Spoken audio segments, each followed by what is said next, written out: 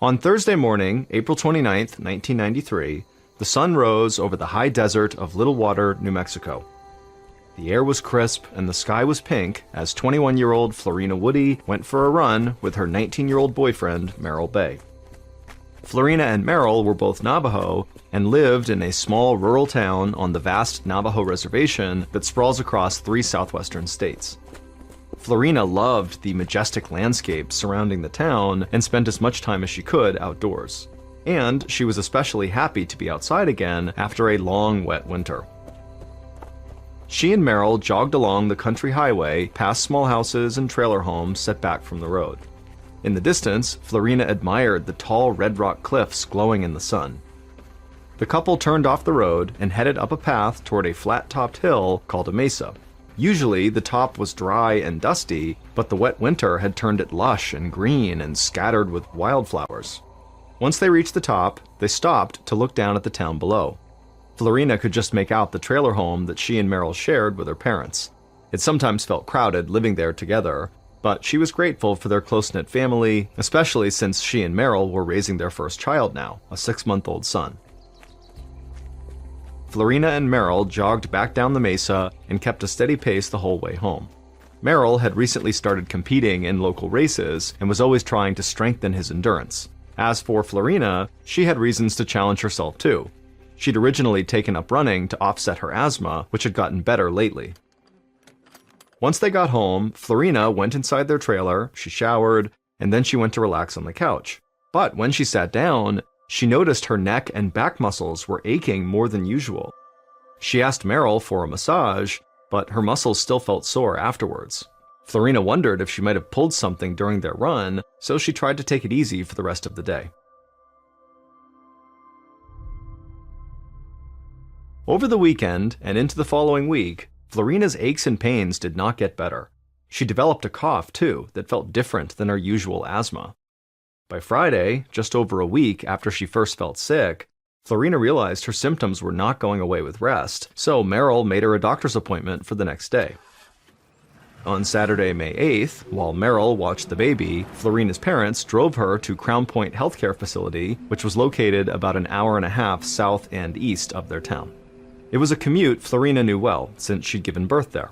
Crown Point was a small rural hospital operated by the Indian Health Service with about 10 doctors. 2 of the doctors were a married couple named Christine Golnick and Thomas Hennessy, who had helped deliver Florina's baby. Florina's parents parked close to the entrance and walked with her into the lobby. Right away, Florina saw Dr. Golnick's familiar face smiling at her. Florina smiled back and waved. After signing in, she followed Dr. Golnick to an exam room in the back. Dr. Golnick placed a stethoscope on Florina's chest and listened. Then she held her fingers to Florina's wrist and measured her pulse. Florina watched Dr. Golnick's face for a reaction, but her expression remained neutral. The doctor understood why Florina was worried, since her symptoms had persisted for so long, but thankfully her vitals had come back normal, and so the doctor suspected it was just a bad case of the flu. But considering Florina's history with asthma and her lingering symptoms, Dr. Golnick didn't want to take any chances. She suggested that Florina spend the night at the hospital. In the morning, Dr. Golnick's husband, Dr. Hennessy, could come give a second opinion. Florina resisted at first, since the next day was Mother's Day. She said she wanted to get home and spend it with Merrill and their baby, but Dr. Golnick promised Florina that she could leave once Dr. Hennessy checked up on her the next day. So Florina agreed to stay. She knew that it was better to play it safe, especially because she lived so far from the hospital. She told her parents they could head home for the night, and then she called Merrill. He told her he loved her and promised he'd come get her first thing in the morning once she was discharged.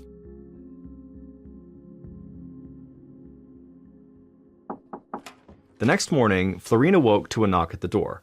It was Dr. Hennessy, and Florina was glad to see him, because now she was feeling worse and she was struggling to catch her breath. Dr. Hennessy listened to her lungs with a stethoscope and frowned.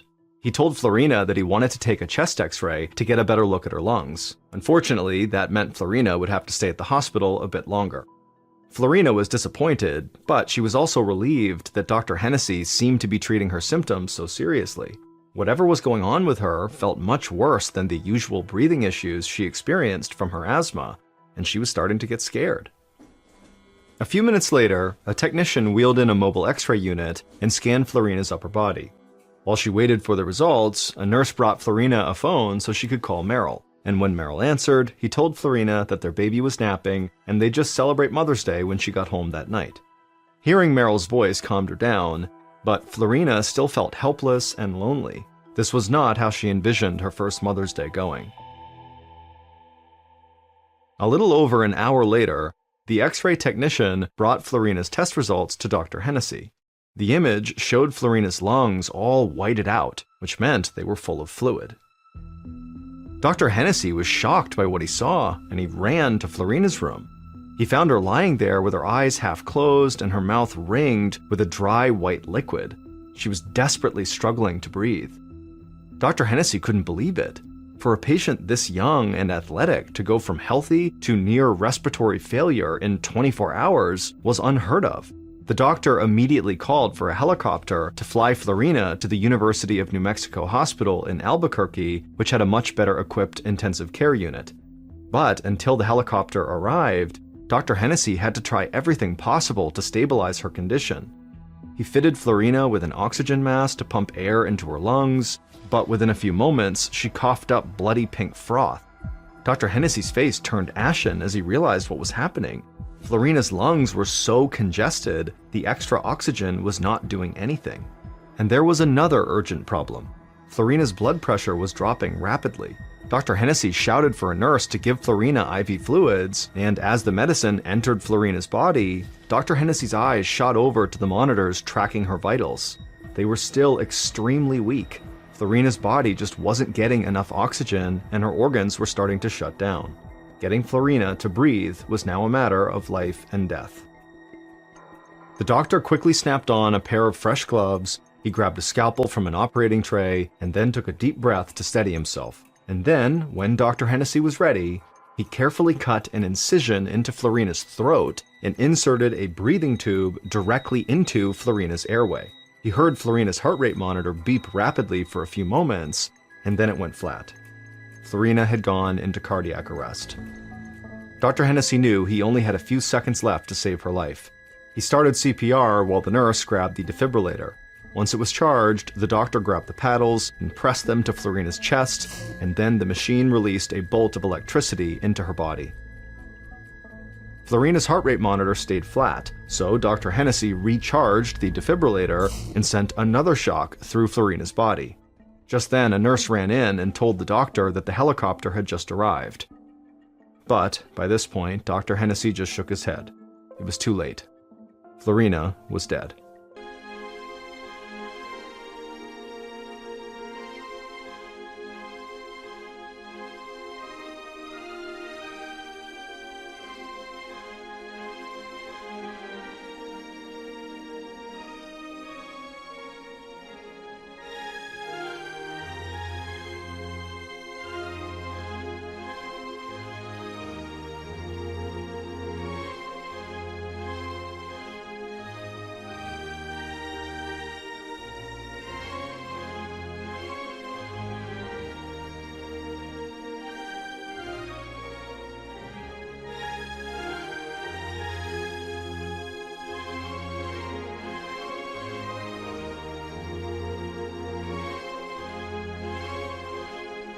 Later that morning, Florina's fiancé, Meryl, was at home sitting by the baby's crib when his phone rang.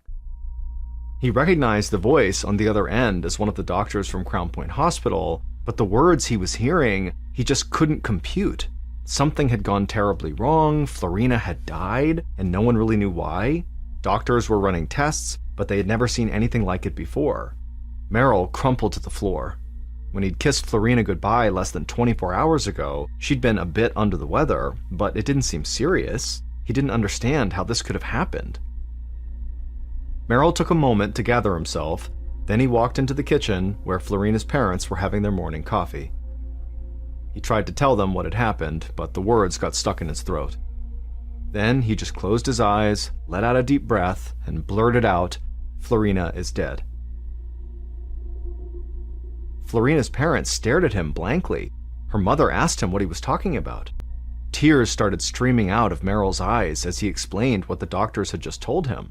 Florina really was dead. It had happened extremely fast, and the doctors couldn't do anything to save her. This time it sunk in, and Florina's parents started sobbing. How could a 21-year-old mother in perfect health just suddenly die?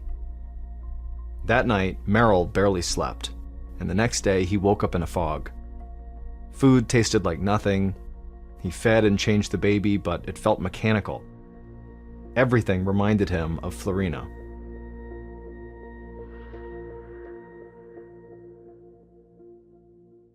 On Tuesday, May 11th, so 2 days after Florina died, Merrill woke up feeling weak and sluggish. He felt like it was something more than the physical effects of his grief, and he was concerned after what had happened to his wife. The doctors still didn't know what killed Florina, and Merrill didn't want to take any chances. However, he had a lot of planning to do for Florina's funeral, and he didn't want to drive all the way to the Crown Point Hospital, so he decided to go to the local health clinic instead. Merrill told the doctor there what had happened to Florina and that he was now feeling sick. The doctor agreed that Merrill was right to be cautious, but he said Merrill's situation was different than his wife's. Florina had asthma, and that likely contributed to her very rapid decline. The doctor told Merrill to rest and sent him home with a prescription-strength pain reliever, an antibiotic, and an antiviral medication. Merrill took these medications over the next few days, but none of them seemed to work. He felt more exhausted each day, and even worse on Friday, May 14th, which was the day of Florina's funeral. Florina's cousin picked Merrill up at the family's trailer that morning, and then they set off for the 70-mile drive south to Sunset Memorial Park in Gallup, New Mexico, where Florina was going to be buried. But they hadn't been in the car long before Merrill started gasping for air. Now, this was before people carried cell phones, so Merrill's cousin had to pull off the highway at a general store to call 911 on a landline. And while he did that, Merrill stumbled out of the car and lurched around in the parking lot, panicking, while his lips and fingernails started turning blue, and then he just collapsed.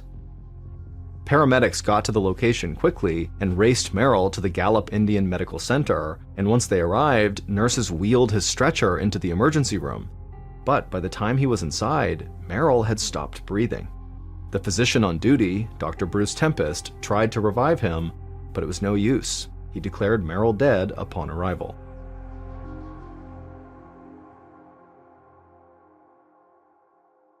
Later that day, Dr. Tempest sat slumped in a chair, feeling defeated. He had worked at Gallup Indian Medical Center for 23 years and was widely considered an expert at internal medicine. He'd even been awarded the Indian Health Service Clinician of the Year in 1983. But he had felt powerless, being unable to save Merrill's life. As Dr. Tempest signed and dated Merrill's time of death paperwork, an assistant mentioned that the man's fiancée had died too just a week earlier, and like Merrill, she had been in good shape and just declined really quickly. Dr. Tempest felt a wave of fear rise in his chest. Two young, physically fit people didn't just suddenly die of respiratory failure, one right after another. Something had to make them sick. As he thought about Merrill's death, Dr. Tempest realized he'd seen other cases like it. In the past 6 months, he had treated 3 other young Navajos with fatal respiratory issues. He couldn't help wondering if maybe these deaths were all connected. Whatever had killed Florina and Merrill might have killed the others too. The fact that all of the dead were Navajos living within the same general area led the doctor to suspect that this disease might be contagious, and if he had to guess, it seemed like it spread through the air, since the lungs were the most affected organ in every case. If he was right, this could be the start of an incredibly dangerous outbreak. But before he jumped to any conclusions, he needed to gather more information. Dr. Tempest called Crown Point Medical Center, where Florina had been treated before she died. He explained he had treated her boyfriend and wanted to learn what happened to Florina. The doctors at Crown Point didn't hesitate to share a detailed breakdown of her illness. Afterwards, Dr. Tempest hung up and compared both cases. Florina's sounded exactly like what happened to Merrill. It just didn't make sense to Dr. Tempest. He'd never heard of any disease that behaved like this. Also, during this call, the doctor had learned something else that totally puzzled him. Merrill and Florina's 6-month-old son had not gotten sick at all. If this was a contagious airborne disease, the baby would have probably caught it from one of his parents. And why hadn't the grandparents gotten sick either? There was one more thing that was bothering Dr. Tempest. So far, there hadn't been any mild cases of this disease reported. Every single person who got sick died. This disease was unlike anything he had seen before. If it kept spreading, many more people could die. That weekend, Dr. Tempest compiled all the information he could on Florina and Meryl's cases. Then, 3 days after he pronounced Meryl dead, Dr. Tempest phoned the state health department and told them they had a problem.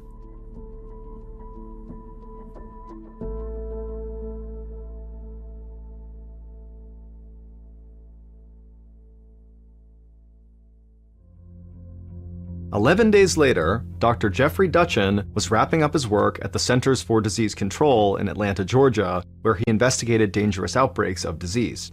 He was still in training at the CDC, and the work was demanding. Now he was looking forward to spending the long Memorial Day weekend with his family. But as he was getting ready to leave, there was a knock on his door. It was Dr. Dutchin's boss, and he had a critical job for him. Something troubling was happening on the Navajo reservation. Young, healthy people were dying, and no one knew why. 6 people had already died from this mystery illness, and 4 others had been hospitalized.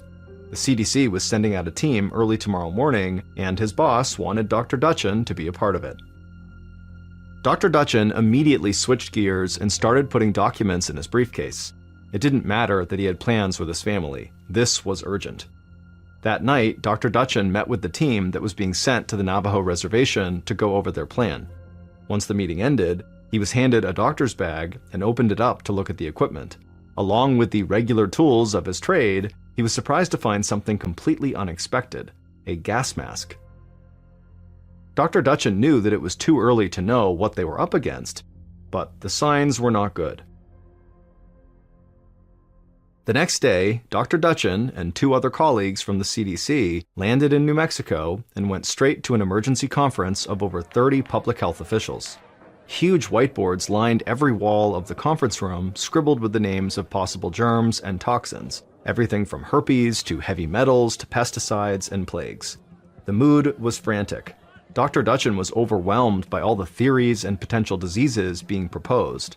Each theory was discussed and dissected. The more possibilities they ruled out, the more worried Dutchin felt.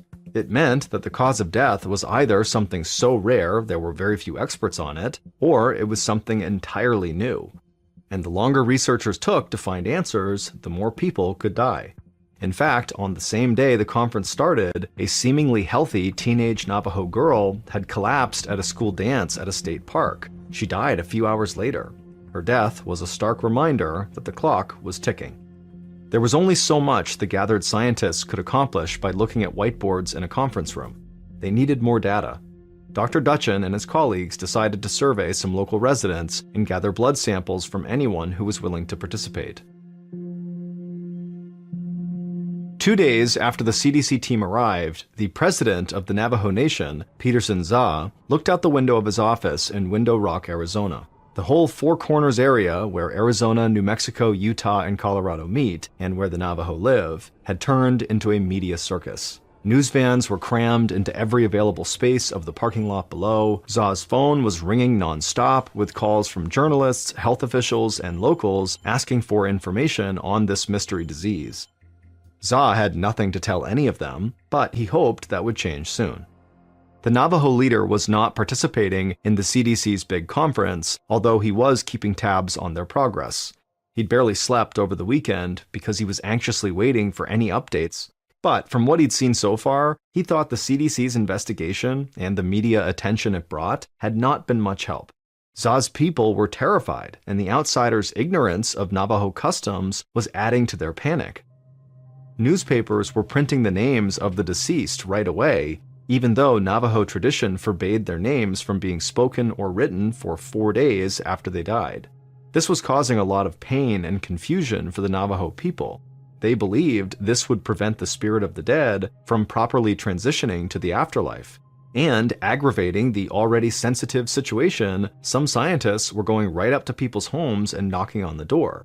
They had no idea that Navajo custom required them to wait 30 feet away until they were invited inside.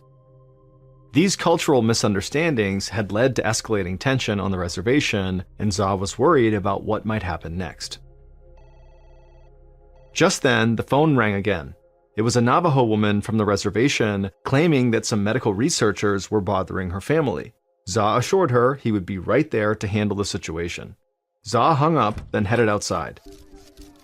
He made his way through the crowd of reporters waiting outside his office. As they shouted questions at him, he promised he'd share any new information with them as soon as he had it. Then he got in his truck and headed to the address the woman on the phone had given him. A few minutes later, Za pulled up to a cluster of low Pueblo buildings that marked the address. The sun was high, barely casting shadows across the dusty ground. Za saw a small crowd shouting at two men who were standing off to the side. Both the men looked rattled and confused. Za assumed they were the scientists that the woman had called him about. The situation looked heated, and he sensed it was about to get out of control. Za got out of his truck and recognized the woman who'd called him, and when she saw him, she ran over to him and explained what was going on. The two scientists had knocked on her door, asking if her family would be willing to donate blood for testing. Za shook his head in disgust. Now he understood why the crowd was so upset. He wove his way through them and walked up to the two scientists. Everyone grew silent as Za introduced himself and explained that the researchers had deeply violated Navajo custom. The scientists' unannounced arrival at the woman's house was considered trespassing by the Navajo people, but even more offensive was their request for a blood sample. The Navajo believe that blood is spiritually attached to the body, and giving a blood sample is seen as a grave violation of privacy. The scientists' ignorance of this cultural belief was an insult to this woman. The scientists' faces turned red, and they apologized profusely. They said they were there on official business researching the outbreak and did not mean to offend anyone. Za cautioned them to be more careful. He wanted to stop this outbreak as much as they did, but if the scientists could not get people to trust them, then they certainly would never learn what caused this disease. The scientists apologized again and packed up to leave. Za calmed the crowd and told the woman to call if any other strange people came around. He had a feeling that there was more trouble to come.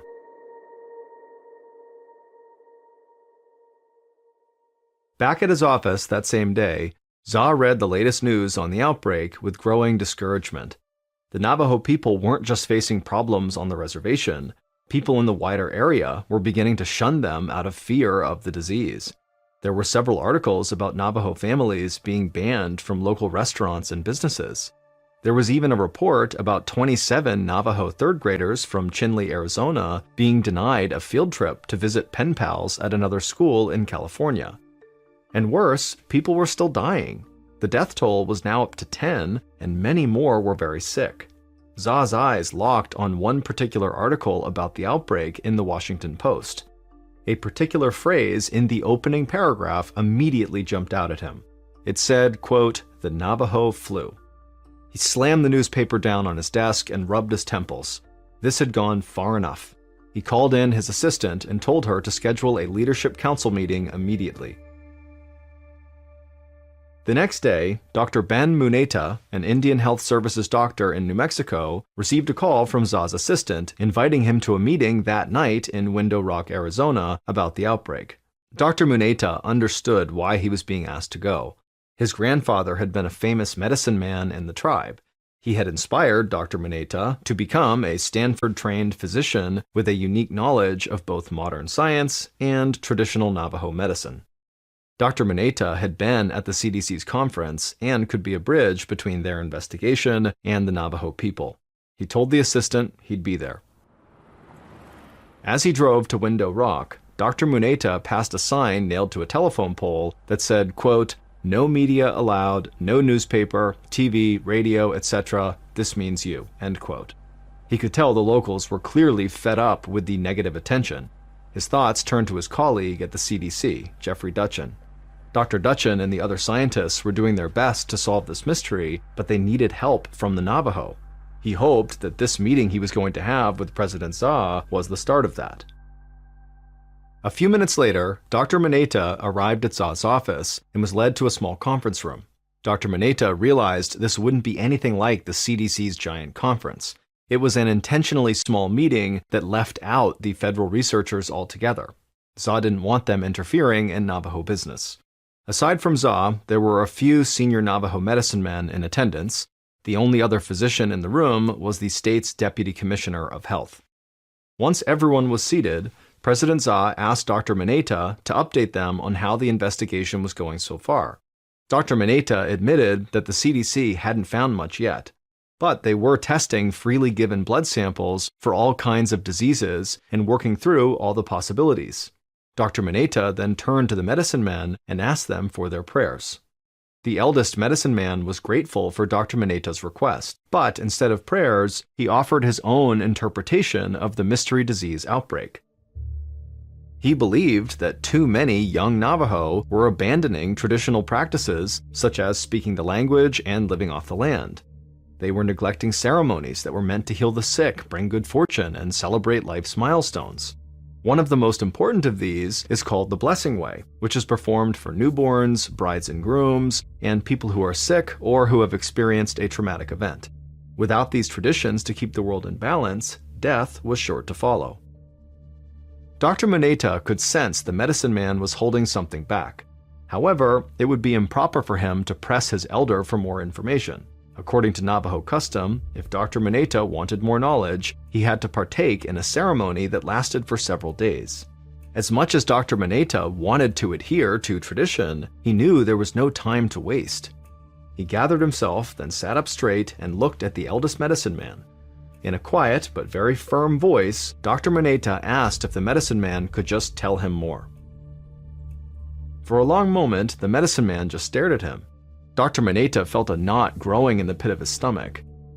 He knew how upset the Navajos already were that the investigators were violating their customs, and now Dr. Mineta, who knew better, had done it as well. Finally, the medicine man spoke. He acknowledged that Dr. Mineta's behavior was irregular, but considering the gravity of the situation, he agreed to say more, and immediately Dr. Mineta let out a sigh of relief. According to the elder, this was not the first time a deadly illness like this had struck the Navajo. There had been 2 other bouts of mysterious respiratory failure deaths in their community. One was in 1918, and the other was in 1933. It was a long time ago, but stories were still told among the Navajo about those who had died. Dr. Mineta asked if there had been anything similar about the years in question. The medicine man nodded. Both had been unseasonably wet winters with lots of rain, just like this recent one. Then he described how water changed the land, and these changes in turn brought a creature that carried death. Dr. Mineta knew what the medicine man was referring to. The creature was a real animal that was a prominent figure in Navajo mythology. Navajo called it Na'atsunse and believed it was equally capable of spreading life or death. In Navajo legend, if Na'atsunse entered a home and saw people being wasteful, it would then choose the Navajo's strongest young people to die. Mineta thought about what the medicine man revealed. The doctor didn't think that this animal was literally passing judgment on the Navajo and killing them, and in real life, he'd never heard of it spreading a disease like this through contact with humans. But as he considered the possibility, he came up with a theory that explained how it could happen. And if he was right, it would completely explain this deadly outbreak. Dr. Mineta raced back home and called his CDC colleague, Jeffrey Dutchin, who had led the emergency conference the week before.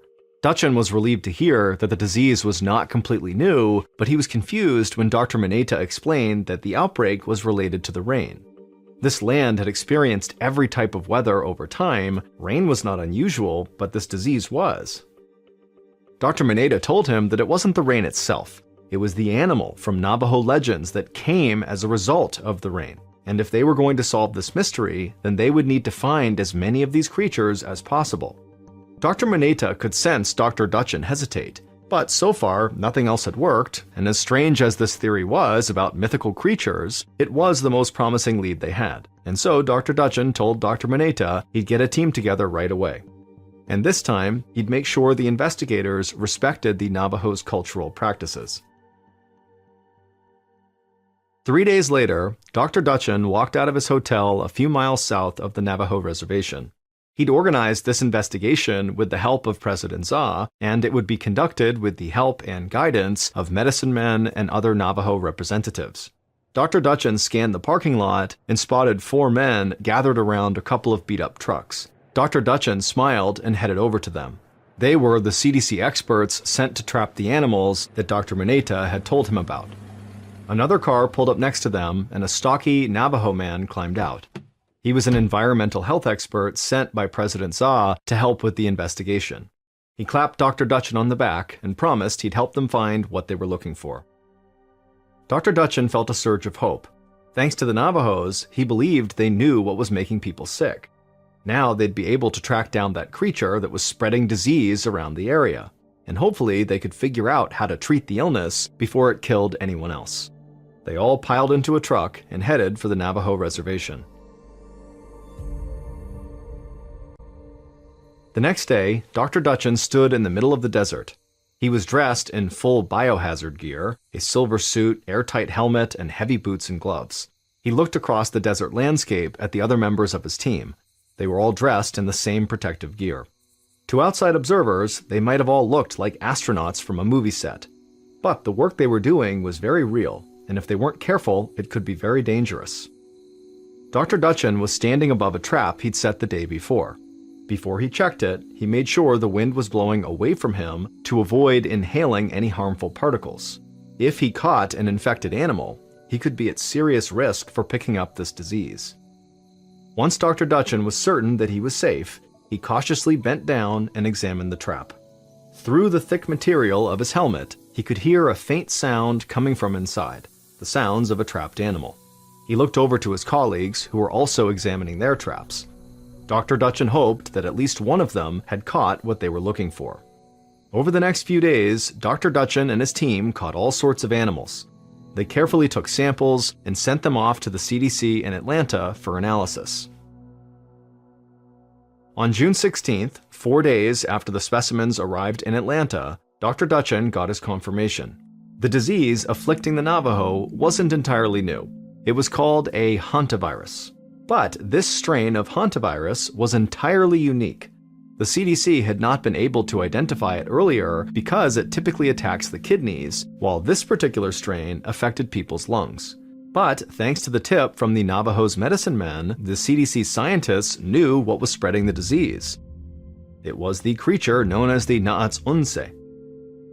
When Dr. Mineta met with President Za and the medicine men, they told him how this real-life animal played a prominent role in the Navajo's origin myth.